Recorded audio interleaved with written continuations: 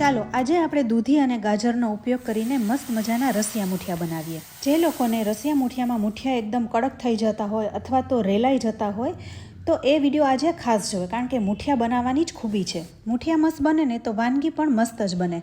આમ જુઓ તો રસિયા મૂઠિયા એકદમ હેલ્ધી છે અને વન પોટ મીલ પણ કહી શકીએ, સાથે સ્વાદિષ્ટ પણ ખરા। આજે આપણે ગ્લુટન ફ્રી બનાવી રહ્યા છીએ, જેમાં આપણે ઘઉંના લોટનો ઉપયોગ ક્યાંય નથી કરવાનો। તો અહીં આપણે 2 ગ્લાસ પાણી અને 1 ગ્લાસ છાશનો લીધો છે। છાશ અહીં મેં મીડિયમ ખાટી લીધી છે, જેથી વાનગીનો ટેસ્ટ છે ને એ સરસ થાય। આટલી ક્વોન્ટિટી છે એ 2 વ્યક્તિઓ માટે પૂરતી છે। હવે છાશ ફાટી ન જાય એ માટે આપણે સતત એને ચલાવતા રહીશું। તો અહીં તમે જોઈ શકો છો છાશ ગરમ થઈ ગઈ છે પણ ફાટી નથી ગઈ। તો હવે આપણે બધા મસાલા કરી લઈએ। તો સૌથી પહેલાં સ્વાદ પ્રમાણે મીઠું, 5 ચમચી જેવી હળદર, 1 નાની ચમચી લાલ મરચું પાવડર અને 1 નાની ચમચી ધાણા જીરું પાવડર ઉમેરી દઈશું અને છાશને હવે ઉકળવા દઈશું। તો ત્યાં સુધીમાં આપણે મૂઠિયા બનાવી લઈએ। તો મારી પાસે એક દૂધીનો કટકો પડ્યો છે, તો આજે આપણે દૂધીમાંથી રસિયા મૂઠિયા બનાવીશું। જનરલી આમ તો લોકો વધેલા ભાત હોય એમાંથી બનાવતા હોય છે, પણ એકલા તમે શાકભાજીમાંથી પણ બનાવી શકો છો। દૂધી લઈ શકાય, મકાઈ, મેથી, કોબી વગેરેમાંથી તમે બનાવી શકો। મૂળાના મૂઠિયા પણ ખૂબ જ સરસ લાગે છે। હવે અહીં દૂધી ખમણી લીધી છે, તો સાથે 3 ચમચી જેવું ખમણેલું ગાજર પણ ઉમેરી દઈશું। હવે 2 ચમચી જેવા આદુ મરચાંને પણ સાથે ઉમેરી દઈશું। થોડાક આદુ મરચાં આપણે મૂઠિયામાં ઉમેરીશું અને થોડાક આપણે છાશમાં ઉમેરીશું, એટલે વધારે ટેસ્ટી લાગે। આ તમે તમારા સ્વાદ મુજબ ઉમેરી શકો છો। હવે આ દૂધી અને ગાજર સાથે આપણે ચણાનો લોટ ઉમેરવાનો છે। તો અહીં 1/4 કપ જેવો ચણાનો લોટ લીધો છે, પણ આટલો પૂરતો નથી, એટલે વધારે થોડો હું લઈશ। એને સાઈડમાં રાખીશ, પછી જરૂર પૂરતો ઉમેરીશ। હવે આ ચણાનો લોટ છે એ થોડો કરકરો છે, એકદમ ફાઇન ફ્લોર નથી, એ તમારે ખાસ વાત ધ્યાનમાં રાખવાની। તમારી પાસે કરકરો ન હોય તો થોડો તમે એમાં રવો ઉમેરી શકો। હવે બધા મસાલા કરી લઈએ। તો સ્વાદ પ્રમાણે મીઠું, 5 ચમચી જેવી હળદર, 1 ચમચી લાલ મરચું પાવડર, 1 ચમચી ધાણા જીરું, થોડી ખાંડ અને કોથમરી ઉમેરીશું।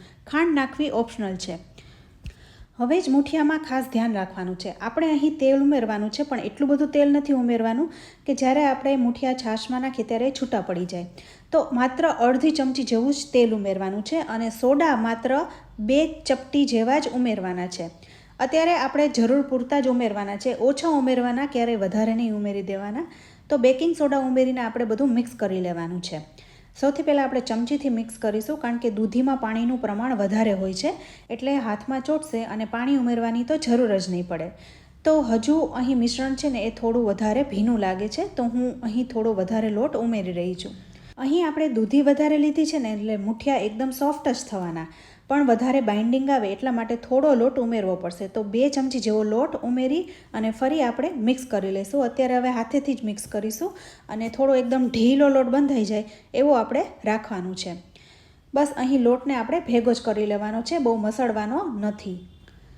તો એકદમ સોફ્ટ લોટ અહીં તૈયાર થઈ ગયો છે। હવે જ્યારે તમે રસિયા મૂઠિયા બનાવો ને ત્યારે બધા મૂઠિયા એકી સાથે બનાવીને છાશમાં નહીં ઉમેરી દેવાના, એક મૂઠિયું તમારે બનાવીને ચેક કરી લેવાનું। તો મૂઠિયા વાળવા માટે હાથને તેલવાળા કરવા પડશે, નહીંતર હાથમાં લોટ ચોટશે। તો લોટમાંથી થોડો પોર્શન હાથમાં લઈને આપણે ગોળ ગોળ વાળી લઈશું અને હવે આ મૂઠિયાને આપણે ઉકળતી છાશમાં મૂકવાનું છે।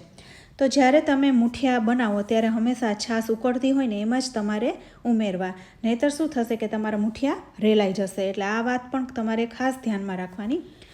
આપણે મૂઠિયું ઉમેરી દીધું છે, તો આ મૂઠિયાને ચડતા 2 થી 3 મિનિટનો ટાઈમ લાગશે।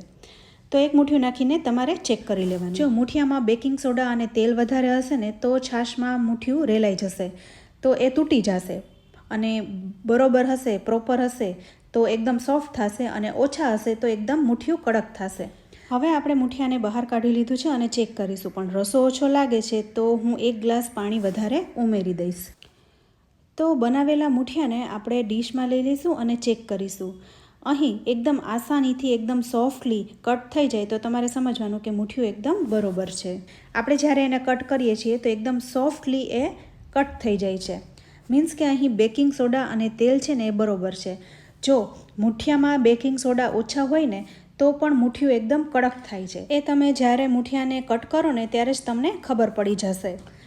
તો ચપટી એવો સોડા ફરી મૂઠિયાના લોટમાં ઉમેરીને મિક્સ કરી લેવો, તો મૂઠિયા એકદમ સરસ પોચા બનશે।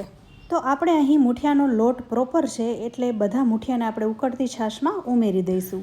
તો છે ને મુઠિયા બનાવવા આસાન. તમે જે મેં આ ટિપ્સ અને ટ્રિક્સ બતાવી છે એને તમે યોગ્ય રીતના ફોલો કરશો તો મુઠિયા તમારા કોઈ દિવસ બગડશે જ નહીં અને એટલા સરસ થશે ને કે મોઢામાં મૂકતા એકદમ ઓગળી જશે.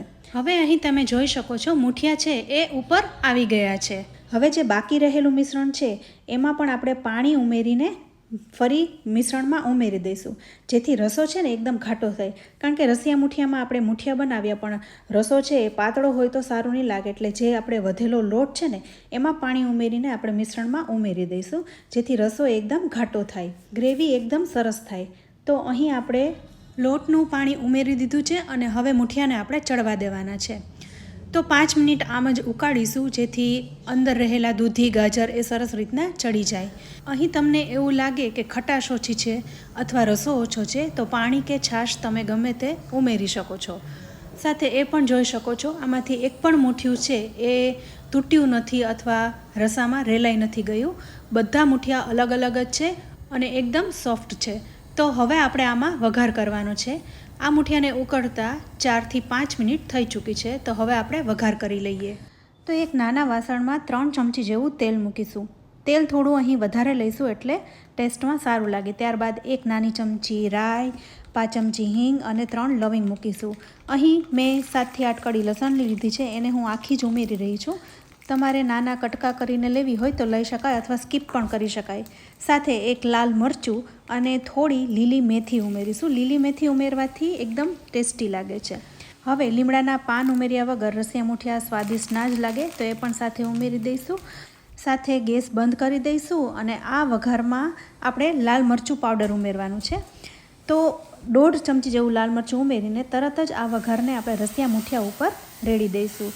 તો લાલ મરચું બળશે પણ નહીં અને કલર પણ એકદમ સરસ આવશે. તો બસ આ સ્ટેપ તમારે ખૂબ ધ્યાન રાખીને કરવાનું છે. લાલ મરચું જ્યારે તેલમાં ઉમેરો ને ત્યારે બળી ન જવું જોઈએ, એનું ખાસ ધ્યાન રાખવાનું છે. તો અહીં આપણે વઘાર પણ કરી લીધો છે. બસ હવે આપણે 5 મિનિટ ઉકાળવાનું છે. તો અહીં આપણા રસિયા મુઠિયા તૈયાર થઈ ગયા છે. અહીં જોયું ને મિત્રો, આપણે જેવો વઘાર રેડ્યો એવું તરત જ તેલ એબ્ઝોર્બ થઈ ગયું છે. પણ હવે જ્યારે રસિયા મુઠિયા થઈ જશે અને થોડાક ઠરશે પછી બધું તેલ ઉપર આવશે. એટલે અહીં આપણે 5 મિનિટ ઉકાળીને ગેસ બંધ કરી લઈશું. તો બધું જ અહીંયા એકદમ સરસ રીતના થઈ ગયું છે. હજી રસો પણ ઘાટો થશે, કારણ કે ઠરશે એમ રસો વધારે ઘટ્ટ બનશે. તો અહીં તમે જોઈ શકો છો મુઠિયા પણ એકદમ સરસ ચડી ગયા છે. તો બસ હવે આપણે આ રસિયા મુઠિયાને ગરમા ગરમ પીરસી લઈએ. જેમ જેમ ઠરતો જશે એમ રસો પણ ઘટ થતો જશે અને તેલ ઉપર આવતું જશે. તો ફ્રેન્ડ્સ, જોઈને જ ખાવાનું મન થાય છે ને. તો તમે પણ આવી રીતે બનાવજો અને તમારો ફીડબેક અમને કમેન્ટ બોક્સમાં જરૂરથી આપજો. રેસીપી સારી લાગે ને તો વિડીયોને લાઇક અને શેર કરજો. સાથે અમારી ચેનલ કિચન સિરીઝને સબસ્ક્રાઈબ કરી લેજો અને અમારા ફેસબુક પેજને લાઇક કરી ફોલો કરજો. તો ફરી મળીશું આવી એક ઉપયોગી રેસીપી સાથે. ત્યાં સુધી આવજો.